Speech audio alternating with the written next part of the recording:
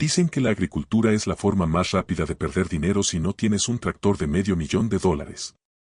Se equivocan. Hoy verás cómo revivir una granja muerta usando solo el sudor de tu frente y un secreto olvidado de 1950. Sin pedirle un solo centavo al banco. Esto es los visionarios del éxito. El 80% de las granjas familiares quiebran en la tercera generación. Los nietos llegan, ven el trabajo duro, ven las deudas y venden la tierra al mejor postor para volver a la comodidad de la ciudad. Pero, ¿qué pasa si el problema no es la tierra?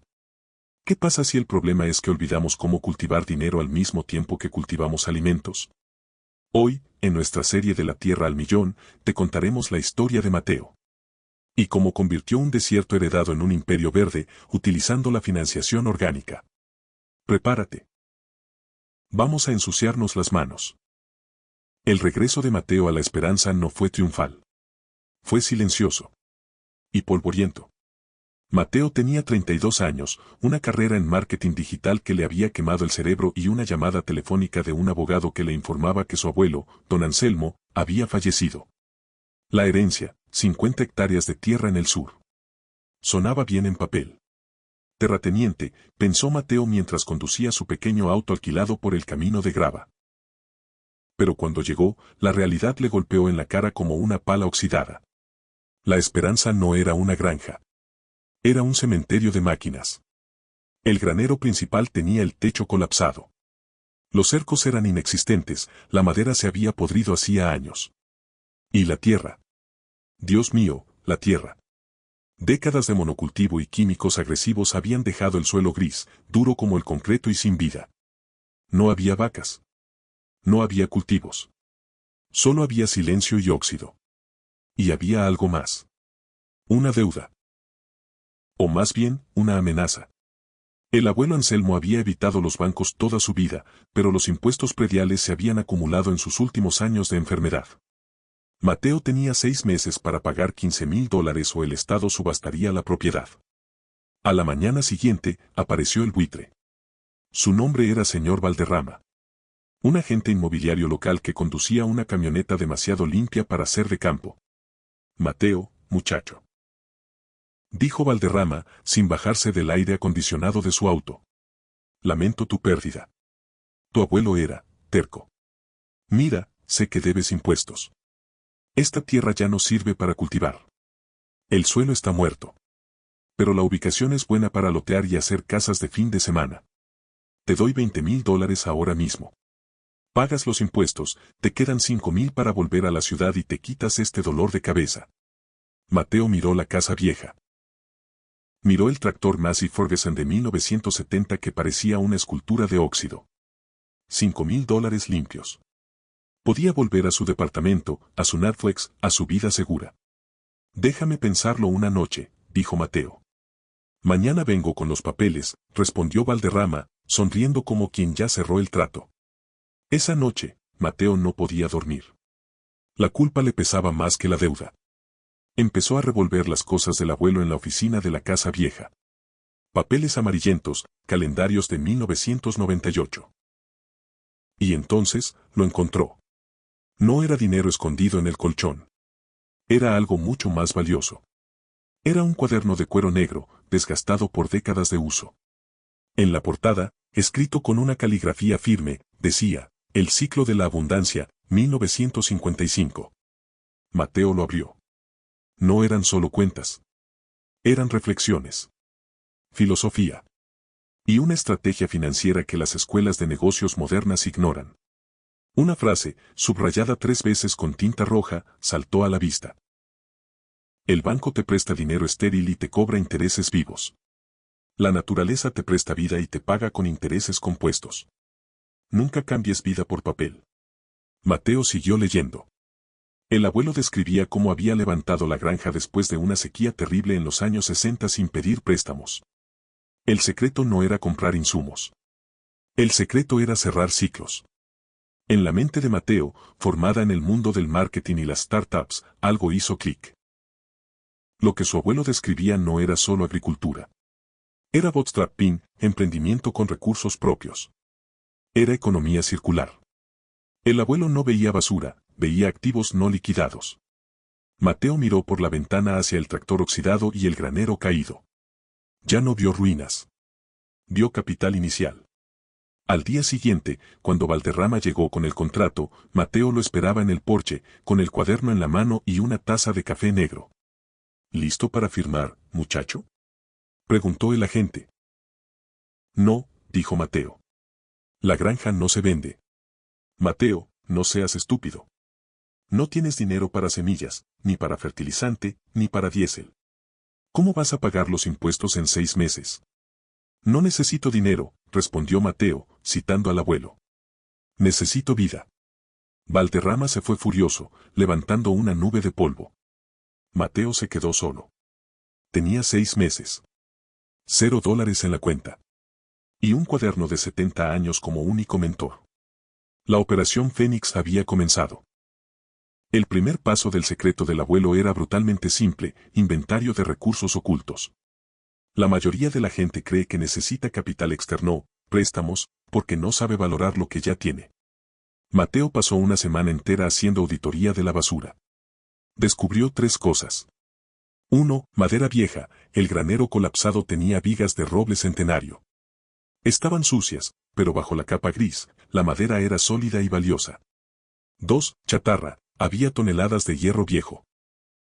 Arados antiguos, motores gripados, alambre de púas oxidado. 3. Materia orgánica: había montañas de estiércol viejo y paja podrida en los establos traseros que nadie había tocado en años. Mateo aplicó la regla de la liquidez inmediata. Llamó a un chatarrero local. Vendió todo el metal que no servía. El tractor viejo, las herramientas rotas, las láminas oxidadas. Le dieron $1,200. No era mucho, pero era dinero semilla. Luego, desmanteló el granero con cuidado. Limpió las vigas de roble. Publicó fotos en Facebook Marketplace dirigidas a arquitectos de la ciudad que buscaban estilo rústico chic. Vendió las vigas por $3,500. En 2 semanas, Mateo tenía casi $5,000 en efectivo. Sin bancos. Solo reciclando el pasado. Pero aquí es donde la mayoría falla. La mayoría usaría esos $5,000 para arreglar la casa o comprar un televisor. El cuaderno del abuelo era estricto: el dinero de la granja vuelve a la granja hasta que la granja te alimente. Mateo tenía que invertir en motor biológico. El suelo estaba muerto. Si plantaba maíz o soya, fracasaría. Necesitaba revivir la tierra rápido. El método tradicional sería comprar fertilizante químico NPK, nitrógeno, fósforo, potasio. Costo: miles de dólares que no tenía. El método del abuelo: el secreto: el tractor animal. Mateo usó parte de su capital para comprar 30 cerdos jóvenes y alambre eléctrico móvil. ¿Por qué cerdos? Porque los cerdos son los arados de la naturaleza. Mateo diseñó un sistema de pastoreo de impacto. Cercaba una pequeña área de tierra dura y metía a los cerdos allí. Los cerdos, buscando raíces, removían la tierra con sus hocicos: arado gratis. Defecaban y orinaban: fertilizante gratis de altísima calidad. Y se comían la maleza: herbicida gratis.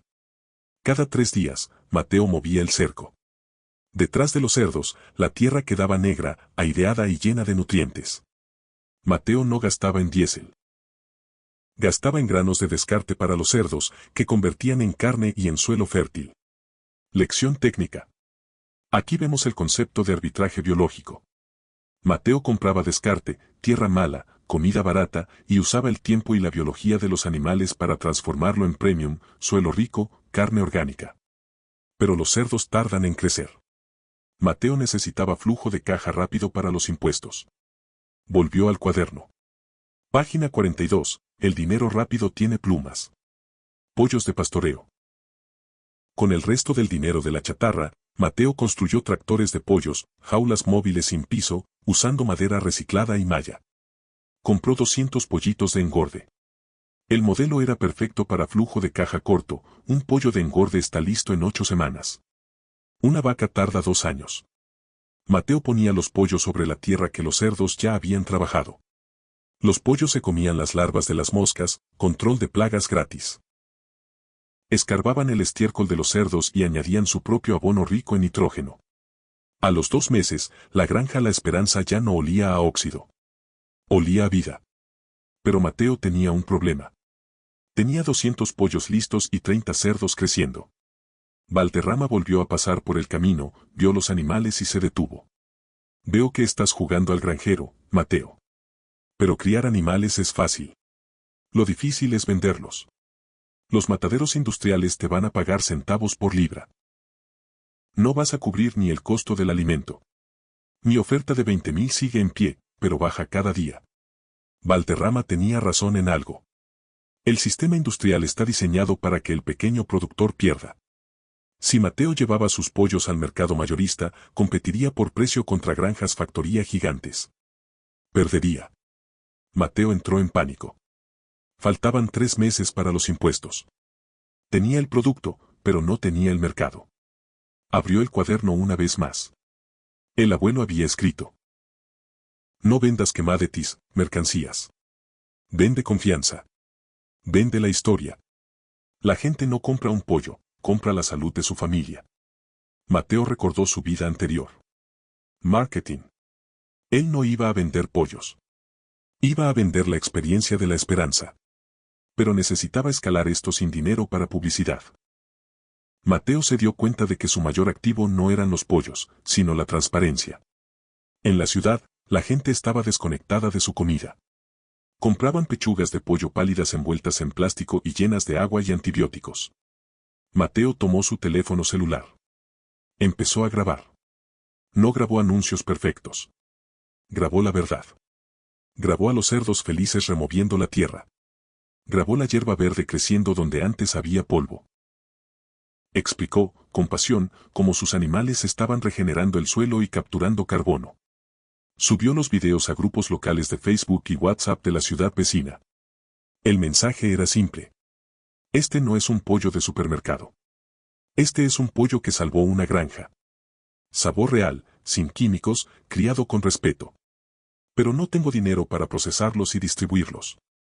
Necesito socios, no clientes. Aquí nació la estrategia del Club de la Cosecha.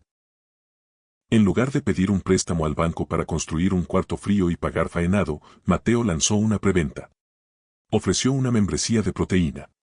Por $500 por adelantado, la familia recibía un suministro mensual de pollo y cerdo durante 6 meses, con un descuento del 20% sobre el precio minorista. Básicamente, Mateo estaba convirtiendo a sus clientes en su banco. Financiación, 0 intereses. Riesgo, compartido. Validación, inmediata.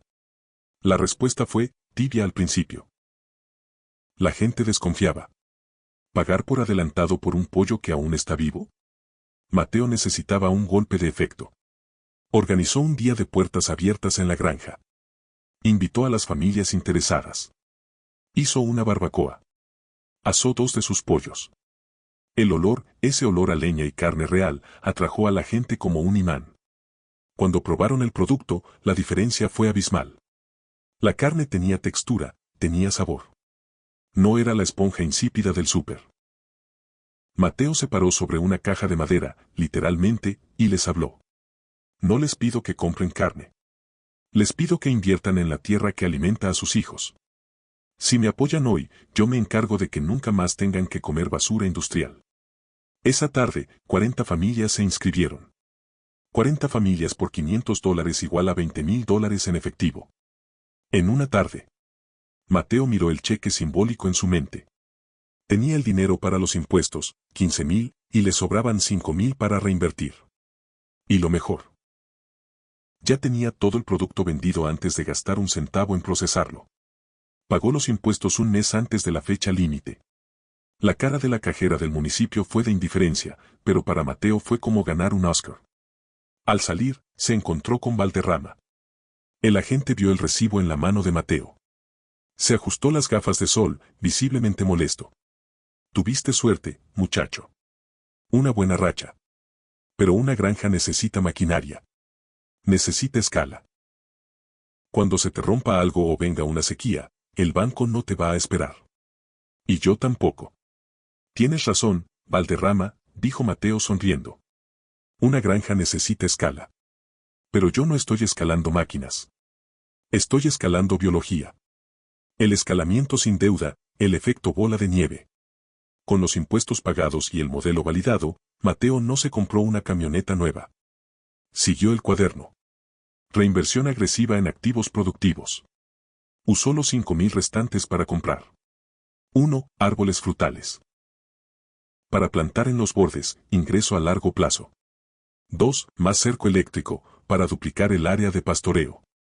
3. 10 terneros. Ahora que el suelo tenía pasto gracias a los cerdos y pollos, podía introducir vacas. Las vacas comen el pasto gratis que creció sobre el abono de los cerdos. Es un sistema apilado. Año 1. Cerdos y pollos, recuperación de suelo y flujo de caja rápido. Año 2. Vacas y huevos, rentabilidad media y mantenimiento. Año 3. Frutales y turismo, ingreso pasivo y alto margen. Mateo diversificó. Si el precio del pollo caía, tenía cerdos. Si los cerdos se enfermaban, tenía madera. Si todo fallaba, tenía una comunidad de 40 familias leales que lo apoyarían porque se sentían parte de la granja. Lección profunda. El banco quiere que seas especialista, monocultivo, porque es fácil de asegurar. La naturaleza premia al generalista, policultivo, porque es resiliente. Mateo construyó un ecosistema financiero antifrágil. 2 años después. La esperanza es irreconocible.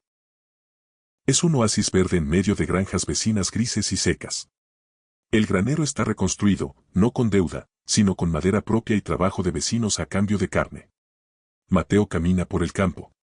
Ya no usa el traje de la ciudad. Sus manos están callosas, pero su mente está en paz. Encuentra el cuaderno del abuelo en su bolsillo. Saca un bolígrafo y, debajo de la última entrada de Don Anselmo de 1999, Mateo escribe una nueva entrada, fecha de hoy. La deuda es esclavitud. El suelo es libertad.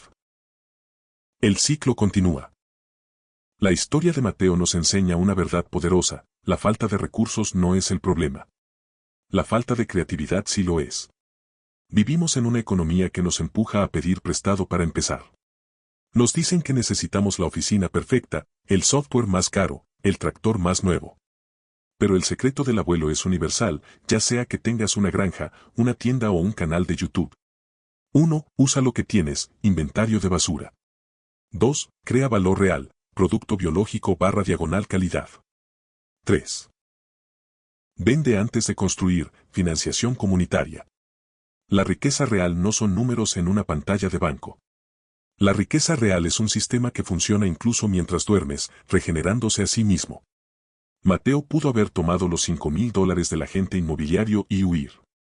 Hoy, su granja factura $150.000 al año, netos, sin deberle un solo dólar a nadie.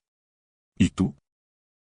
¿Qué tierra muerta tienes en tu vida que podrías revivir si dejaras de pensar en lo que te falta y empezaras a mirar lo que te sobra? Si quieres aprender más sobre negocios que desafían al sistema, sobre cómo crear riqueza tangible desde cero y sobre los secretos que los visionarios usan para ganar, suscríbete a este canal. Dale like si crees que el trabajo inteligente vence al capital prestado. Y comenta abajo, ¿qué harías tú con 50 hectáreas de tierra muerta? ¿Venderías o lucharías? Te leemos en los comentarios. Hasta la próxima, visionario. Y recuerda, si cuidas el suelo cuidará de tu bolsillo.